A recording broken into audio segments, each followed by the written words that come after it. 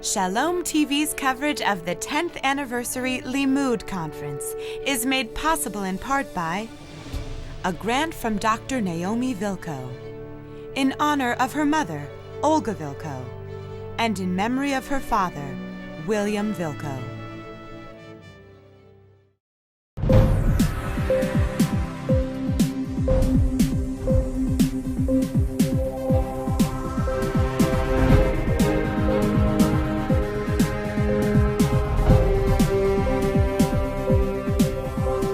We're here to talk about a really major event in American Jewish history, American Jewish life. The Pew Research Center, funded by Pew Research Forums as well as the Neubauer family of Philadelphia, conducted the first national study of American Jews in the last 13 or so, 14 years. And they conducted it from their perspective, which is as a research center that focuses on religious life in America. And they brought around them a coterie of consultants, of which I was privileged to be one. They learned two things about the Jews. First of all, when they bring around Jewish consultants, they have to put up with incredible levels of shrill disagreement between people. They've never had the experience. They had Mormons, they were fine. Hispanics, nice. Asian Americans, very sweet. Muslims, good. They got to us, and we were a really cacophonous, like we were arguing obviously as much with each other as we were with the Pew people. It is two Jews, 17 opinions. So that was number one. And the second thing they learned, they were really they were actually pleased with the consultants. The second thing they learned was that they got more play, more publicity, more attention out of this special group study than any other they had ever done, by far. They had 50,000 downloads, I think, in the first week. So social research plays a very major role in Jewish life, and we pay attention to the research. And I just want to begin by opening with what for me, you read the research. It's like a text. Any text you can say, this is important to me, that's important to me. So I'll tell you what was important to me as a researcher, someone who actually was following their work very closely. And some of you may, if you're at the previous session, you're going to hear it again in a different way. I was deeply struck, moved, saddened to read of the impact of intermarriage on the Jewish population size among those Jews who are not Orthodox, which is an incredible variety of people, conservative, Reform, secular, Reconstructionist, barely Jewish, Jewishly engaged, all kinds of people. But that whole group of people I see having grown until the year 2013, is now poised and is now embarked upon decline. Among Jews who are 45 years old in America today, who are not Orthodox, we have 75,000. Among Jewish children 5 years old who are not Orthodox, we have 52,000. So a decline of about 30%. Why did that decline take place? And there's more going to happen. That decline took place for two reasons. One is low fertility, an average of 1.7 children per couple. So that's reason number one. But alongside reason number one is not only are we getting only 1.7 children among non-Orthodox Jews, a lot of the 1.7 aren't Jewish. They're not being raised Jewish. Technically you can say whatever you want. But of children born to Jewish people, a lot of them are not raised Jewish. In fact, most of the people who are born to intermarriages are not raised Jewish. 43% grow up as Jews, and then they in turn go on to marry non-Jews, such that only 9% of the grandchildren of intermarrieds identify as Jews, right? Because the way the numbers work out. So this has been going on for quite a while. We're seeing it in the population, and I am deeply distressed. There's one thing I actually didn't mention in the last session. We have 7.2 million people in America, adults in America, 18 and over, who have had a Jewish parent. One of the parents is Jewish, one or two. Of them, 5.1 million most people in this room, plus the converts, please step aside a second.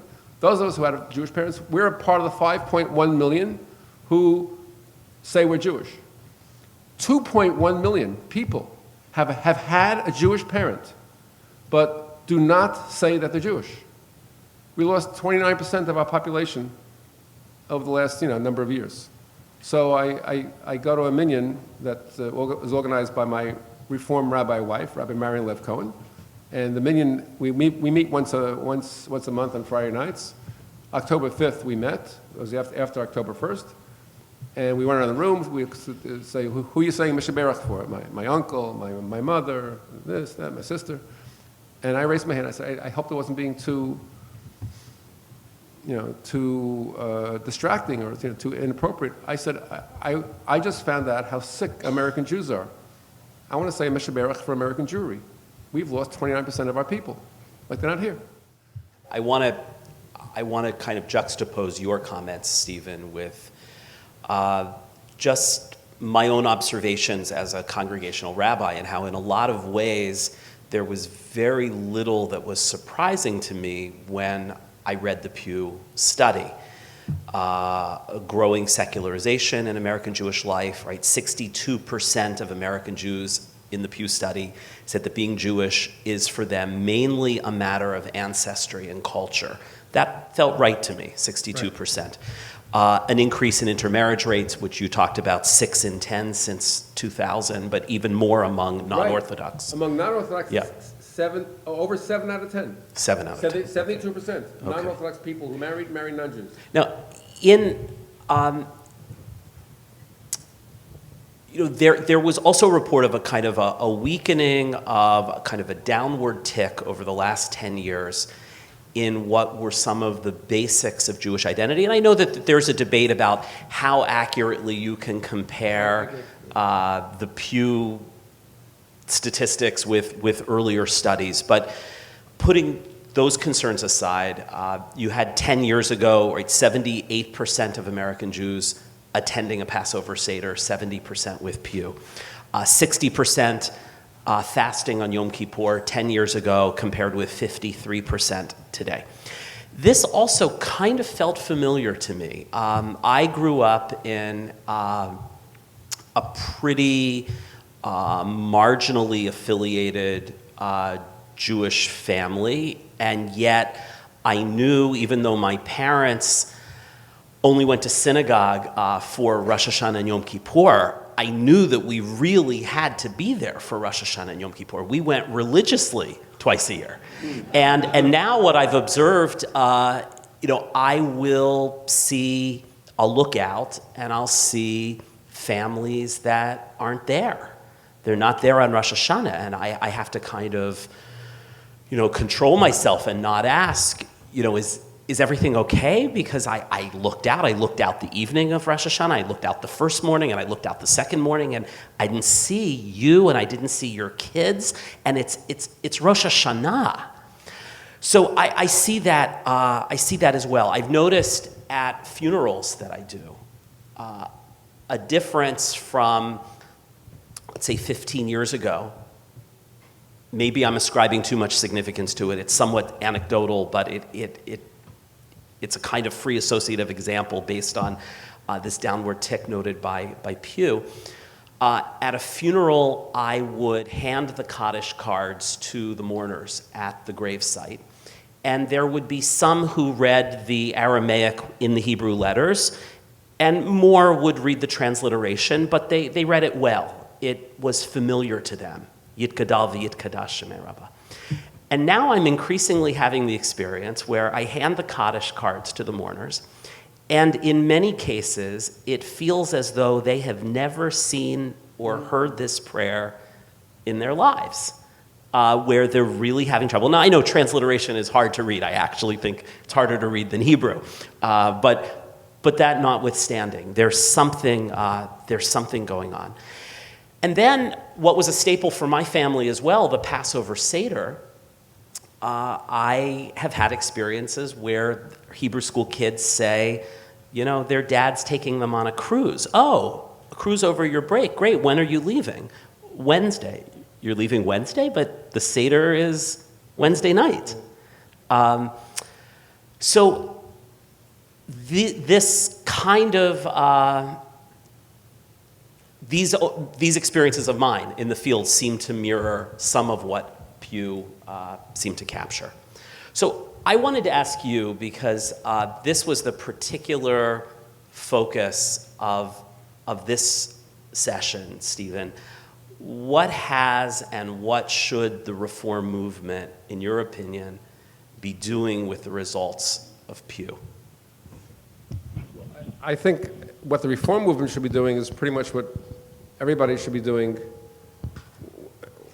One is to be itself, to recognize that there is a population that's suitable to the reform movement, as there is to secular and cultural Jews, as there is to conservative Jews. I'm a genuine Jewish pluralist. I really like the various kind of species of Jews, and I want to see them all preserved. And others created. Jewish movements don't need to appeal to everybody. We should allow them to appeal to who they want to appeal to, and they should have their standards. We should have standards and demands, because being Jewish is a moral thing. It's a good thing to do, in your way or my way, whatever, and we should talk about that. And the other thing, the really critical trans-partisan issue is, how do we create more Jewish contacts among Jewish young people, non-married people, ages 16 to 35 or so. Marital age is now in young 30s, so you can go to 39. What do we do in order to connect those Jews? If you're Reform, you're still leading a Reform temple until you make Aliyah, fine. So emphasize URJ camp, emphasize NIFTY, Jewish Youth Movement, organize pre-birthright trips to Israel if you guys can afford it, and if not, just try to raise the money. Lobby within your movement to get Reform rabbis on campus, of which there are hardly any right now. Create Jewish film festivals where Jewish young people can kind of meet each other. Get a philanthropist to support young Jewish organizing. Lead Jewish learning among young people and creating communities. And tell your board that you will not be available to deal with a lot of pastoral needs of older people. I mean, you should, but you have a limited amount of time. You're a father of 3 kids and so forth and so on. But you need to spend a lot more time with your teenagers. I mean, there really should be a reorientation of priorities, and we should all be into it. And I'll make my last point. I spend, one of my most fascinating research projects is I'm now working in the United Kingdom, England, looking at congregations. And I walk in there and say, well, what's exciting about your congregation? Not one said our tefillah.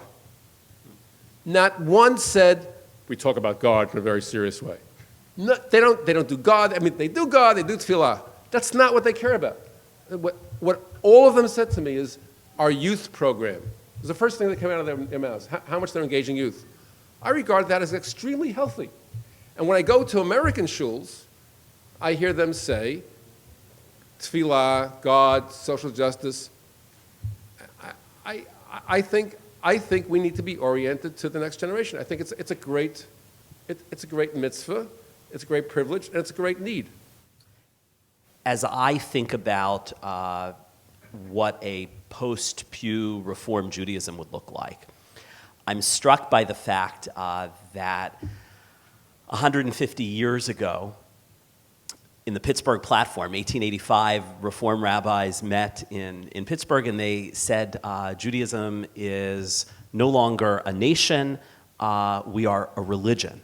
And of course, we all reject that formulation, and the Reform movement itself rejected that formulation a long time ago with many other platforms. But one of the things that Pew shows us is that increasingly, particularly among younger American Jews, we see this rising cohort of Jews of no religion. So whereas our fear looking at the Pittsburgh platform from 1885 was, wait a second, Judaism's not just a religion. Now we are dealing and working in a backdrop of American Jewish life where we have to remind people that, okay, it's not just a religion, but it is also a religion.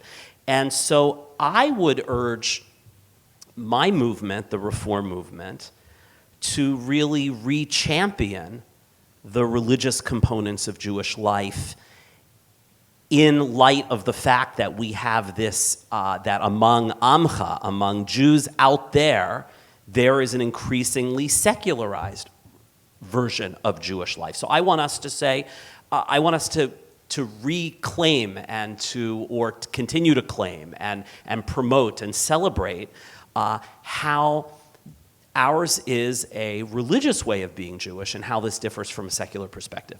Now, I think that we have to create bridges with the appeal of secular Jewish life. I think that one of the things that became clear in Pew, and I wrote a piece for Haaretz about this, was that the 22% of American Jews who say that they are Jews of no religion, by and large, these are not the American equivalent of Israeli secular Jews.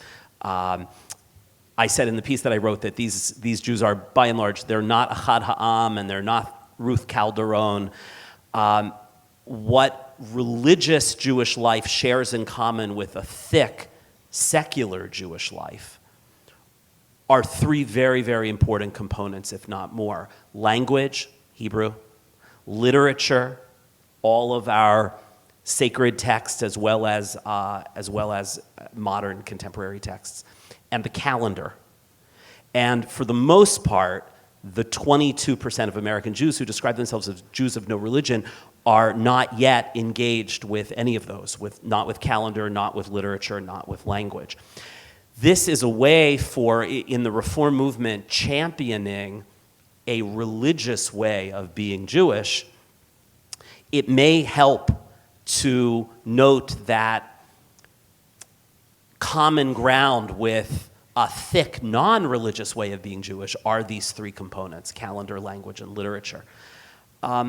But I think that I would also urge our movement, the Reform movement, to move away from an overemphasis on autonomy, an overemphasis on the self, and to focus more on community and a sense of duty or obligation, however we want to say it, that in shaping a decidedly and championing a decidedly more religious take on Jewish life in America, I think that we have to come to terms with the fact that everybody knows they're free to choose, everybody knows they're autonomous, and what's happened by our overemphasis of the notion of autonomy in American Reform Judaism is that it's eclipsed other very, very important values.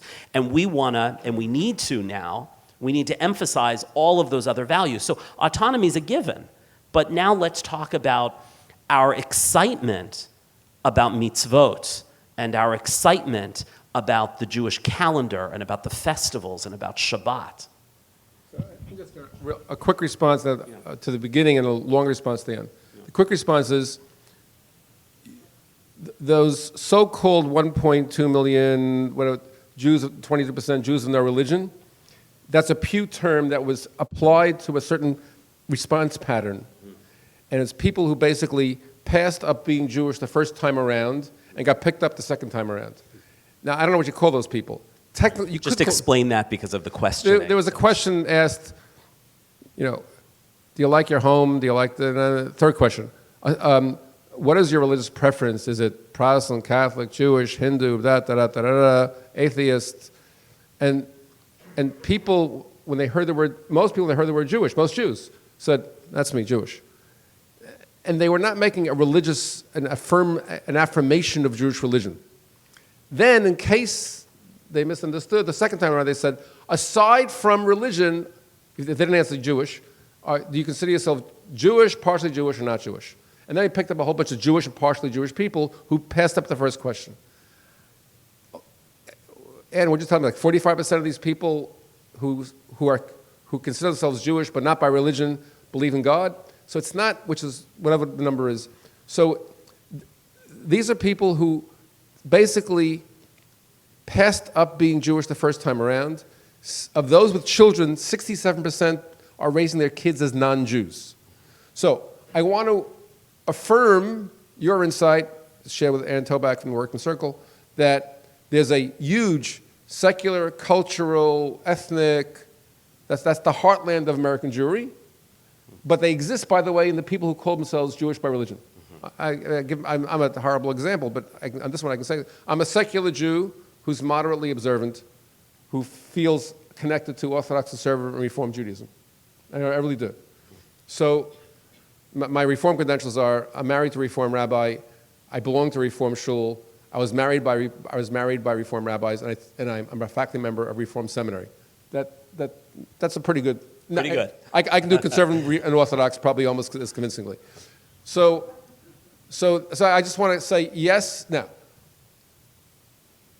the reason you should do religion is because you believe in it.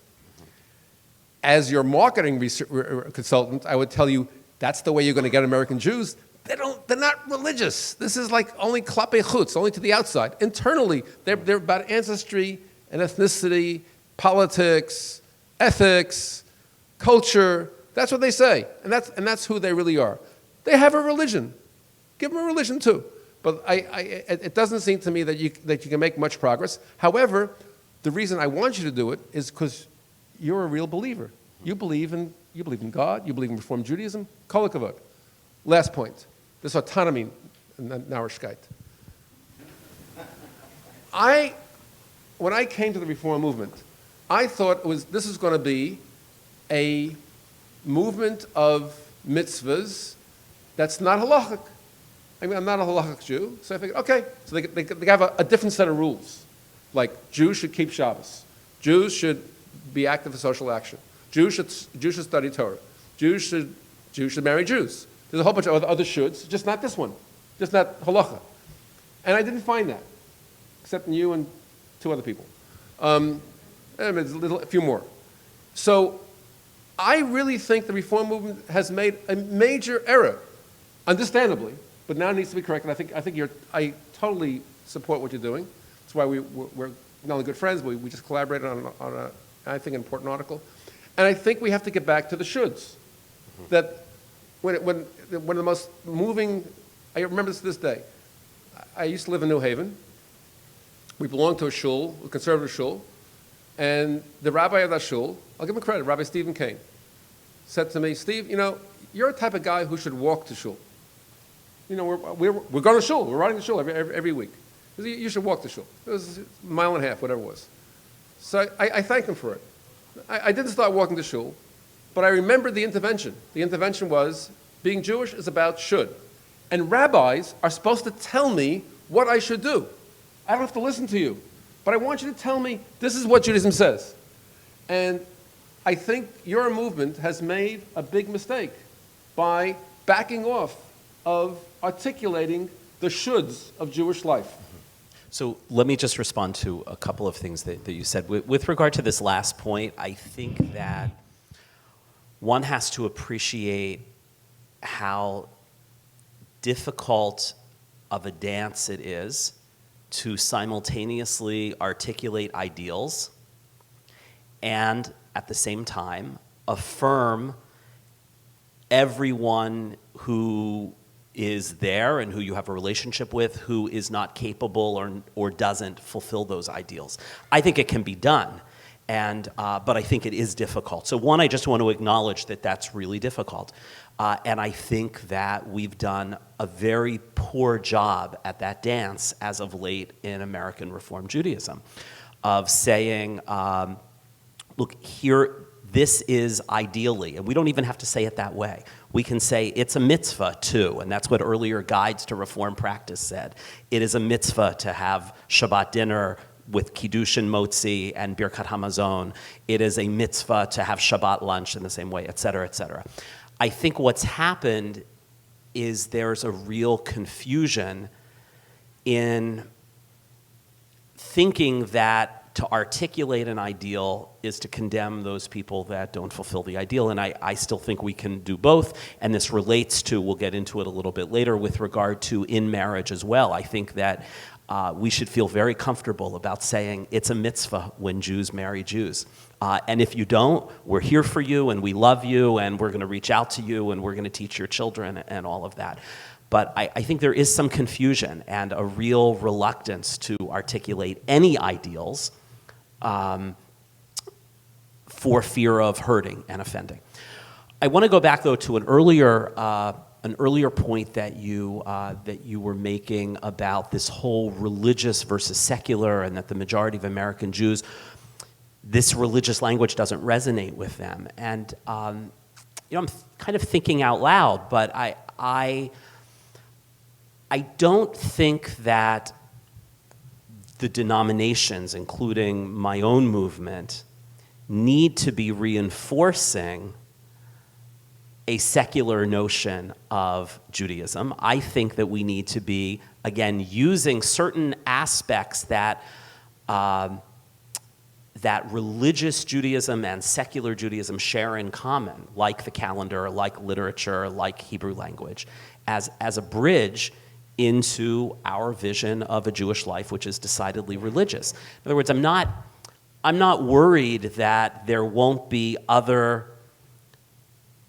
programs and expressions of a rich secular Jewish life if we don't provide that. So, I don't know. I think the big change, and we just need to announce it, is that secular and religious are no longer in opposition.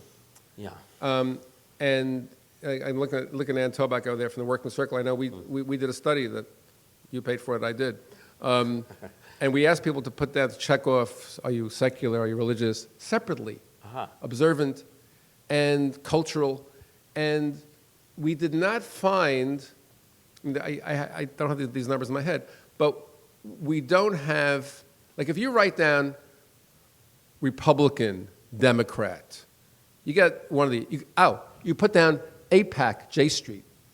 You like this one, you like that one. You get one or the other. You hardly any check off both.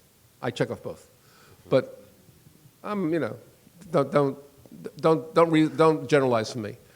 But secular and religious, you have both. Right.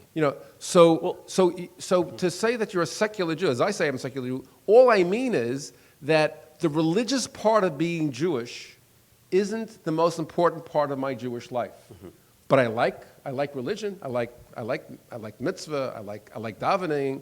I like chagim. I like all these parts of being Jewish that we call religious. It's just not who I am. Right. Well, I'm very comfortable with retiring, both of these labels and a lot of other labels as well. I think, though, when it plays out programmatically. They're Goyish labels. They're not our labels. They're nicht von Yidden. Right. Yeah, I got it. Lo milim Yehudiyot. So I'm fine with collapsing the labels and having kind of a permeable separation between religion and secularity. But as it plays out, programmatically, I don't want to see a Reform synagogue not have services on the first and seventh day of Pesach, and instead do something else, do a Pesach film festival, or do a concert, or something decidedly, quote unquote, cultural as opposed to religious, because I think that it compromises in an effort to kind of reach where Jews are at. We end up selling our own vision of a religious expression of Judaism. Right. But I hear what you're saying about the rigidity. You're part of the Jewish flotilla, and you're supposed to fly the religious flag. Do it. It's okay. We need you. We don't have to have an argument. I'll go to the JCC and they'll fly a different flag, but we need both ships in the flotilla. Agree. So I wanted to ask you, Stephen, the difference between self-identification versus synagogue affiliation. If I understand it correctly, earlier studies, national Jewish population studies, asked people first, are you a member of a synagogue? And if they answered yes, the follow-up question was, is that synagogue Reform, Conservative, Orthodox, Reconstructionist? Pew asked, do you identify with any Jewish denomination? Right. Would you consider yourself Reform, Conservative, Orthodox? Well, the Pew's method was similar to what we've done in other studies, so let's be very clear about that. But when you ask Orthodox Jews, do you belong to the synagogue, like 90%, forget the number, say, yeah, that's me. Conservative, 50%. Reform, 34%. So more than the other denominations, so to speak, there's a lot of nuchschleppers, and you're okay with that? Yeah. A lot of like People coming along. hangers-on who are not mamash reform. There's some of the 66% who used to be in a Reformed temple or will when they get one day. But for a lot of people, when you actually ask them, like, what are you, this, that, or the other, they're using these labels as hot, lukewarm, and cold. And, I'm not frigid because I have a denomination, but I'm not warm like those conservative guys.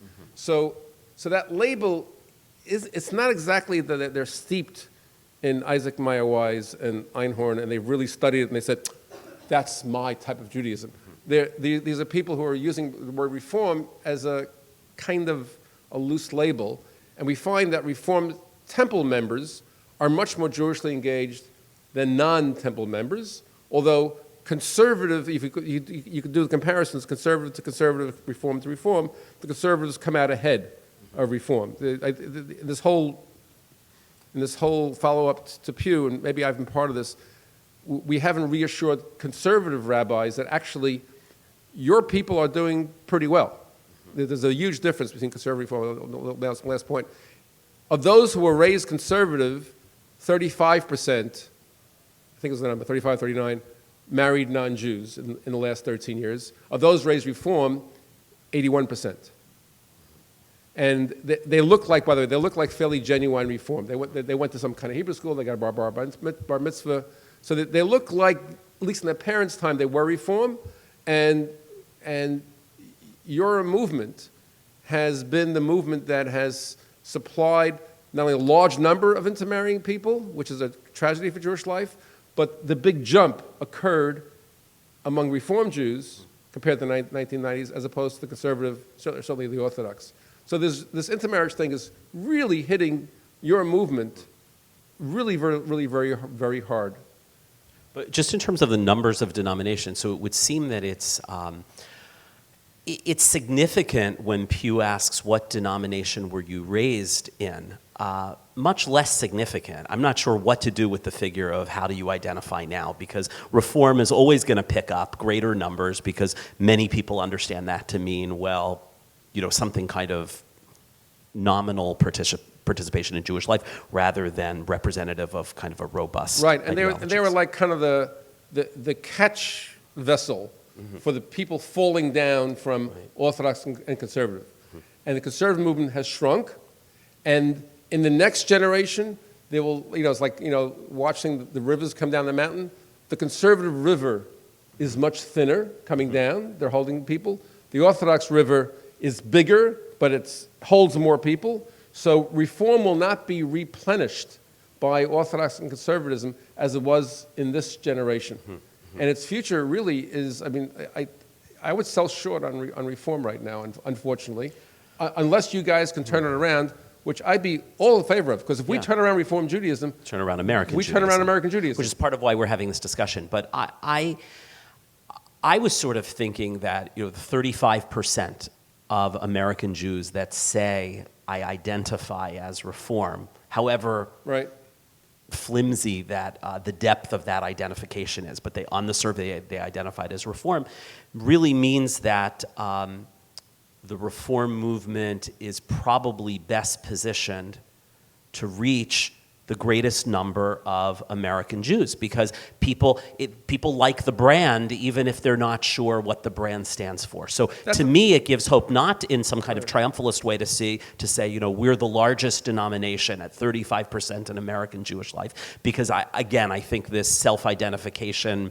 percentage isn't so meaningful, but it is meaningful in the sense of, okay, there are 35% of American Jews who are favorably disposed to the label Reform. So now, as a Reform rabbi, I can be out there in the trenches and I stand a much greater chance of bringing them into Jewish life more deeply. You only have a few problems. First of all, only 34% of them belong to shul. So the reform 34% yeah, of the so, 35%. Yeah, so the reform shul members are only a little larger than the conservative, 11% versus 9%, which is about right. Yeah, 900,000 versus 600 something thousand.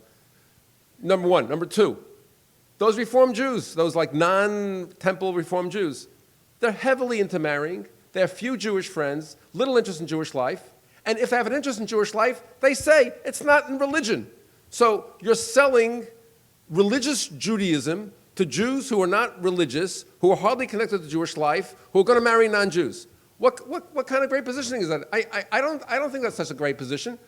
I wish you well. I mean, if you can find a real way to do it, I'll be on your side. I'll do the study that will show the philanthropists that you were successful so you can get more money. I have no problems with that. But ab initio, it's just not a great investment. What you should do is build, as you personally do, build relationships with young Jews. Get some philanthropists to pay to put 10 or 12 reform rabbis on major American campuses and go to work. When you were ordained, it was Rabbi, Jews included. And now it's Rabbi, no Jews included. Go find your Jews. You eat what you kill. You have to go out and find Jews. By the way, thank you, Rabbi Dan Smokler of NYU, for the last 2 minutes of my remarks. These are all his terms. Thank you, Dan. That's great. So you've spoken many times, and Pew bears it out, but I heard you speak about this already 10 years ago, that the staying power of American Orthodoxy changes the nature of the Jewish community. And we started to see a lot of this in the press after the New York Jewish population survey. I don't know, you know the numbers better than I do, but 60% of Jewish children in New York? 61% of the children in the 8-county area. Yeah. From Bedford Hills to Montauk Point. 61% of the children are Orthodox. So in an increasingly Orthodox Jewish community, what does that mean for the non-Orthodox? Once I heard you say, a la Tom Friedman, that you better teach your children Chinese, you sort of said you better teach your children Orthodox. So what does that mean? I think both sides of the Orthodox, non-Orthodox divide. When we talk about all these denominational conflicts in American Jewry, the real divide is Orthodox and the rest of us. And that divide needs to be repaired. And we need the chassan and the kala. So I'm not sure which one we are, but we have to do our bride and groom. Yeah, right. Yeah, we have to be on one side. We have to walk up to the Orthodox, as I have, and say, "We need you. You open up to us." And they have to say, as they do say to us, "You care about us. We care about the Klal Yisrael type of notion." So I think it's really critical that wherever we can, we try to build Orthodox, non-Orthodox bridges on a personal basis and on a representational basis. I think that when we think about a shared language, again, we come back to things like the calendar, Shabbat and the festivals, a greater emphasis on Jewish citizenship skills, that it's going to be even more important that kids that get an education in a Reform or conservative synagogue can read and understand some Hebrew, that know Birkat Hamazon, grace after meals, that can recite the Kiddush on a Friday night or a Shabbat lunch. These kinds of things, I think when orthodoxy is no longer marginal and, we've never really met anyone Orthodox, and it becomes not predominant, but a very, very strong component, an increasingly strong component of American Jewish life, that shared language is going to be really important. I just want to say that the Pew Report came out on October 1st.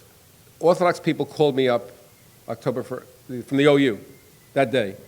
"Can you come down and talk to us?" I said, "I really can't. I'm booked up. My schedule's all tight. I have to report.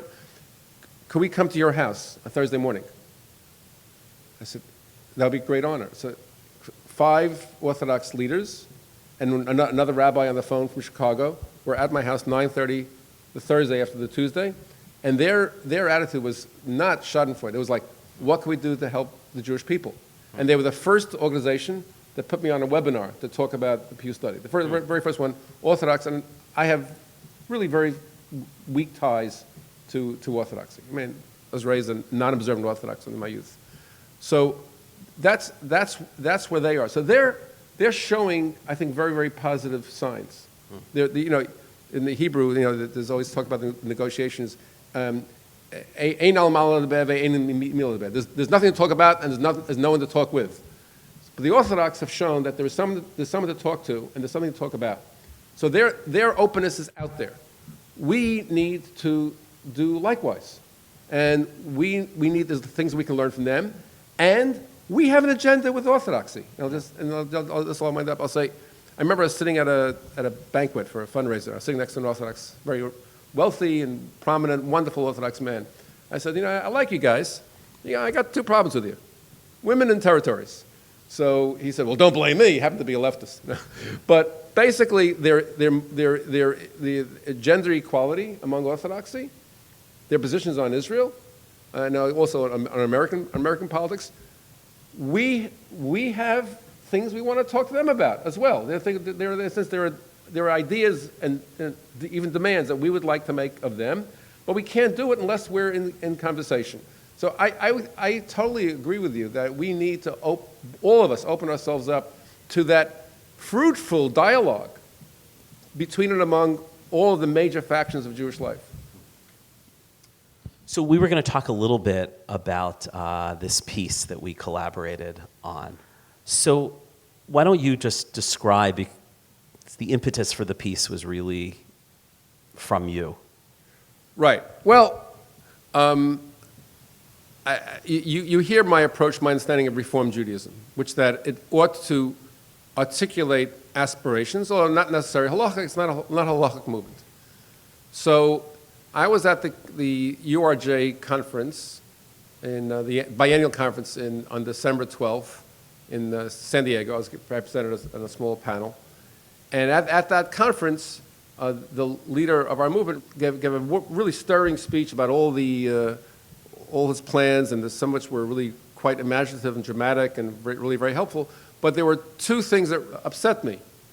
One was we can't stop intermarriage, which could be interpreted as saying we can't influence intermarriage. Didn't technically say that, but you can't stop a lot of things you want to stop, but you can try to influence it.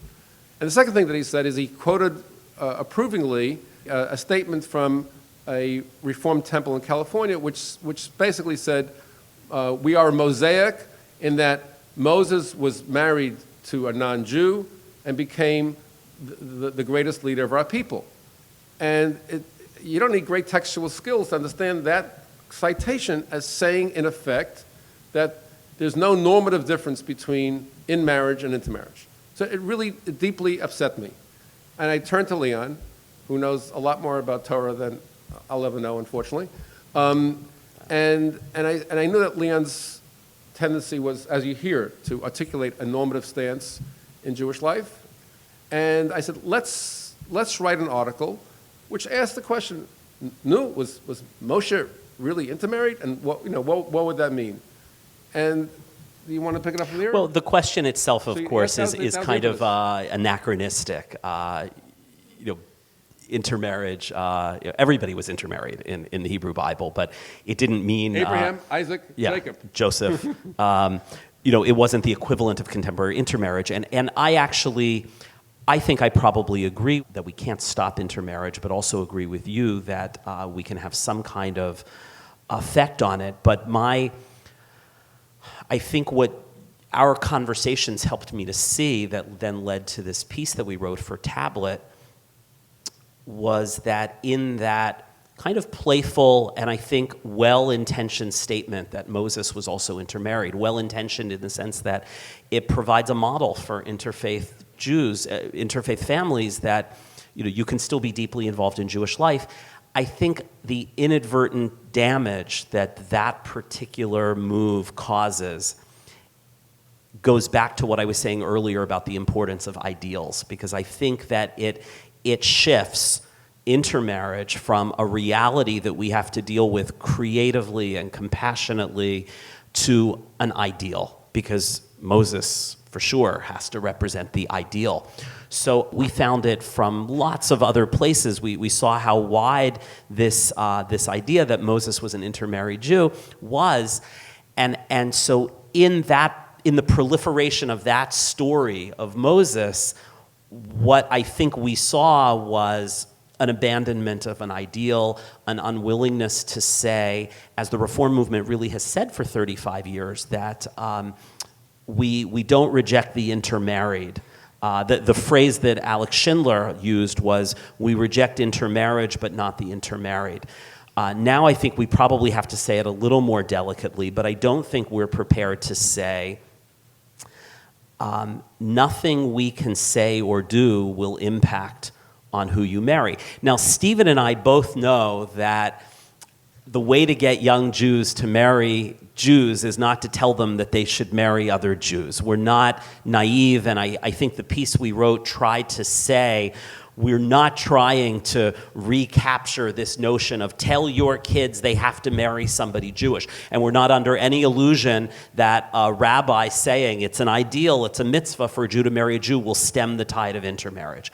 But I think one of the shifts that's occurring in the dialogue as a result of Pew, and you can probably articulate it better than me, is that while it's true that intermarriage is not the problem, it's a symptom of a larger lack of relevance and meaning that Jewish life has, it's not just that.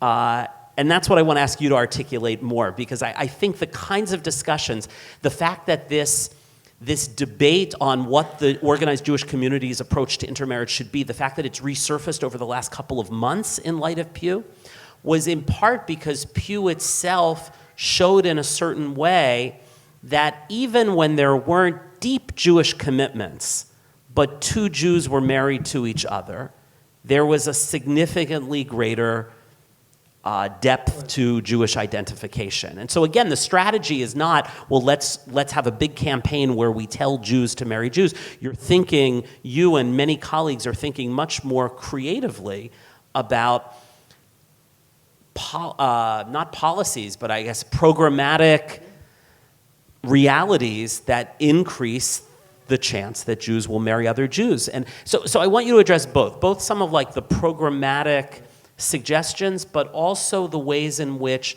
Pew added a level of complexity for those of us on the left with regard to intermarriage, in that it's not as simple as intermarriage as a symptom of a problem. It's not the problem in itself. In a certain way, there's a reading of Pew that suggests that in some ways it is the problem. That's kind of overstating it, and you can... So just for me, the basic policy takeaway is to engage in any types of programs, activities, decisions, which will bring more Jews into contact with more Jews. So that means if you're a parent and your kid's thinking about going to Pennsylvania or University of California, Berkeley, they have two choices. Go to Penn. That's much better. You think, so how can we guide Jews towards areas where they have stronger ties with other Jews? So that then we can deepen their connection to Jewish life. No. So then they'll marry Jews. Right, and then we will have a significantly greater chance of deepening their connection to Jewish life. In other words, I just want to underscore, because I think that... there are two reasons why Jews should marry Jews. One, because it's the right thing to do. Because being Jewish is about moral imperatives. I believe Jews should marry Jews. I believe also Jews should make Aliyah. I did it, I'm a third there, you're doing it, kol hakavod. There are things that we should say Jews should do. And we should say Jews should marry Jews. If nothing else would happen, it's a mitzvah in and of itself.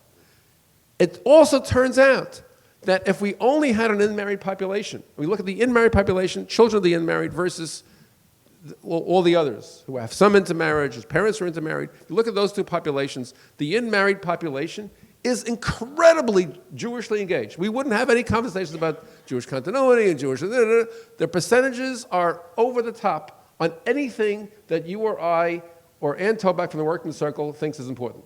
All of us, wherever we win. So I feel like Vince Lombardi. Intermarriage isn't the only thing. It isn't everything. It's the only thing. From a policy point of view, if we get Jews to intermarry, they'll go on and they'll become Haredi, or they'll become Reform, they'll become left-wing Democrats, they'll become, anti-occupation protesters. They'll do all kinds of wonderful Jewish things, and we'll be assured of a rich Jewish culture. Because of intermarriage, we have lots of Jewish losses. They're out. They're like out the door. And I don't want them out the door. I want them inside, and we'll have an argument.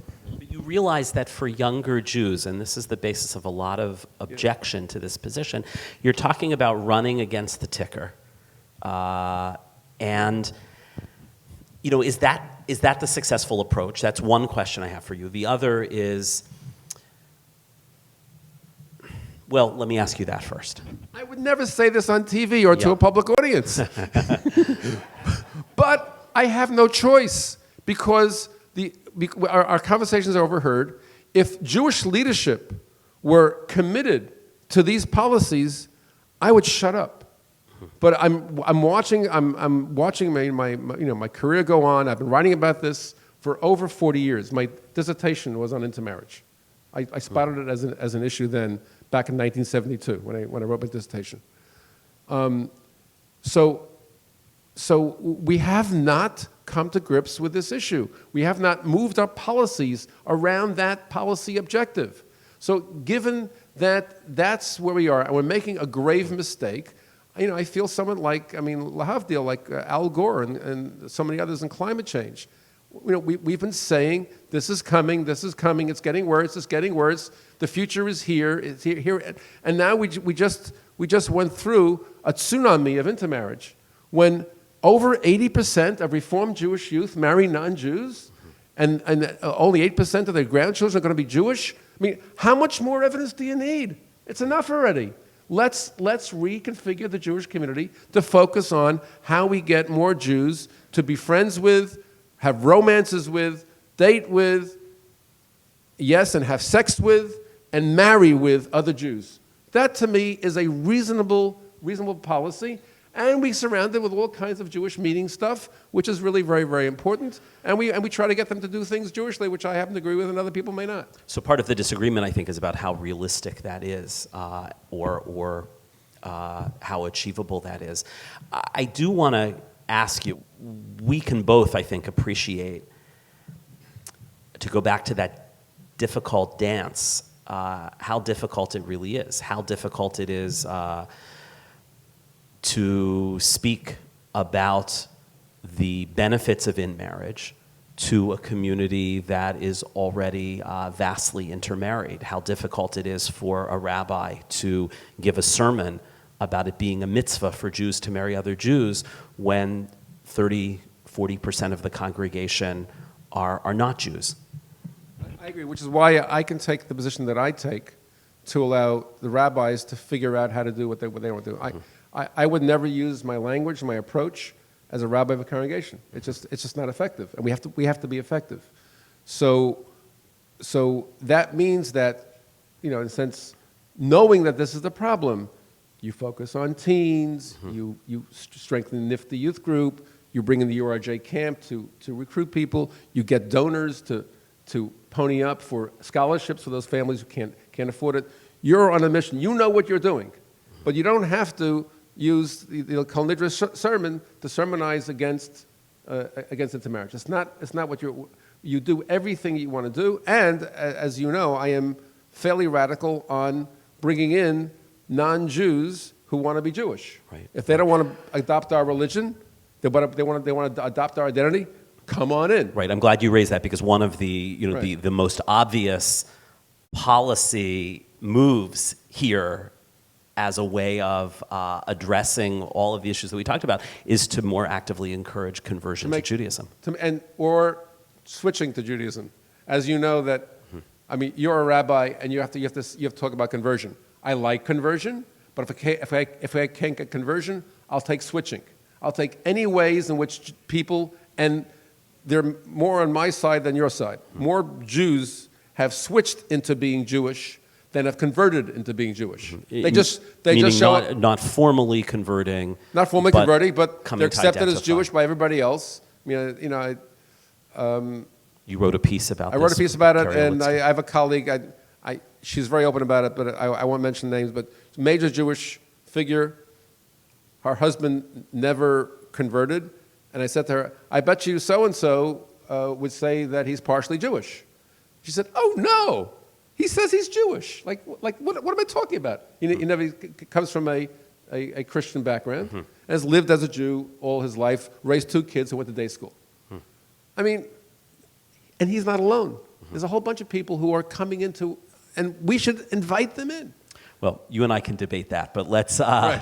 I'm all for conversion. I'm a little uncomfortable with I know. sort of alternatives to conversion. But let's take some comments and questions.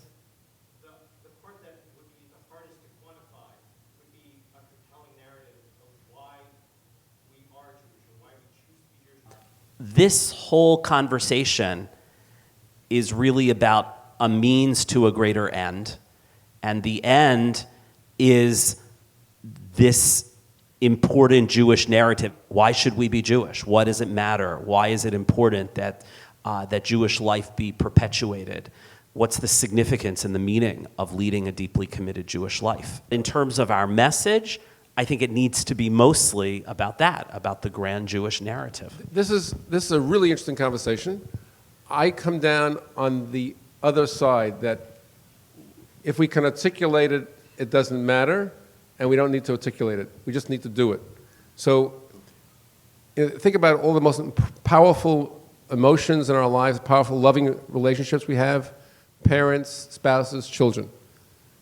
I don't know about you. I would be tongue-tied to tell you how much I love my parents, my spouse, and my children. I couldn't explain it. I couldn't give you a good reason why you should love my parents, my spouse, and my children. That makes no sense to me. And I feel that way about being Jewish. There must be some midrash or something where a guy goes to a rabbi and says, "Explain to me why I should be Jewish." The rabbi says, Sure. But you know what? Could you come with me to my Shabbos table and we'll talk later? Oh, how about now? No. Could you come with me and let's learn together? Oh, could you come with me and let's go out and demonstrate for some major cause?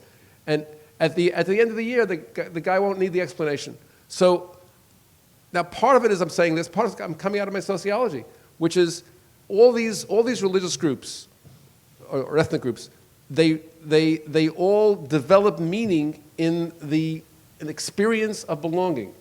So if we create belonging, we create relationships, we create things that are important to do, then people they won't ask the question. And everybody asks that question, if we only can explain Judaism. And I say, no. You can only get people to experience being Jewish. They'll figure out their own answer.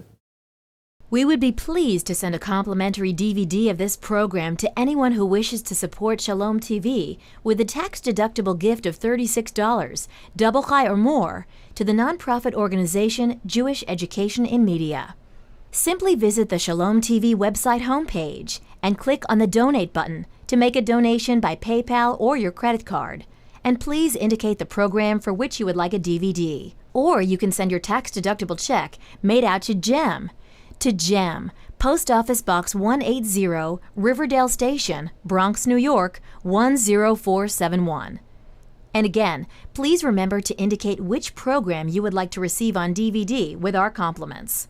And we thank you for your kind support.